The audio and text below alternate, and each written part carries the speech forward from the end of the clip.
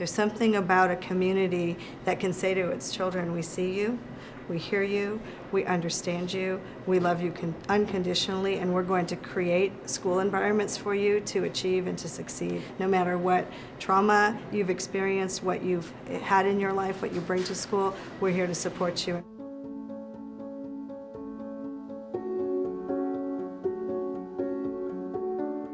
It's a tremendous responsibility for me as a superintendent to be able to create conditions in every single classroom where we can have restorative practices, where we're not figuring out how many days of suspension are we going to give this student. We're figuring out what's going to help the student learn. Why did this student do what they did? They're not alone in their trauma. They're not by themselves going home to difficult situations and having to figure it out on their own. You've got a whole community that's going to put practices in place. School is very much about a human experience, and so for human beings to see and be seen, to hear and be heard, to love and be loved, we don't really think of that as the curriculum. We think of, did we teach reading, writing, math, and science, and are kids able to pass the test scores? And you traditionally think of school being about that, but you go to the human element, and you go to, we're teaching children. We're teaching children who will become the future leaders of society, that we have to teach the human being and the human heart alongside strong, rigorous instruction, and so that you can't separate the two. Students that come from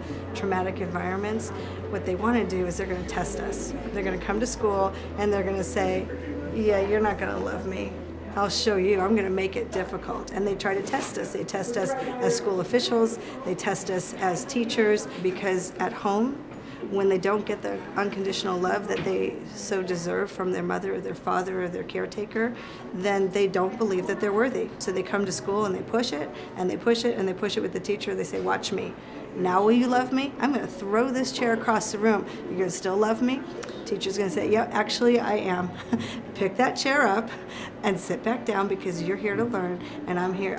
You can throw that chair and I'm still going to love you. Go ahead. I passed. I'm going to love you again. And so you have to pass it like 5 or 10 times for kids that are really tough nuts to crack, and just keep proving it. Just keep proving that they are worthy and that they have a contribution to make, and that we see them and we see their spirit, and they can keep trying to test us, and we're going to keep passing the test. That's our job as school officials. We hope San Diego Unified can help lead the way. We can show how we've changed our policies, how we've changed our practices, how we've put tremendous support in place for teachers to learn how to act with positive intention, positive behavior supports. It can happen here, it can happen anywhere in the nation.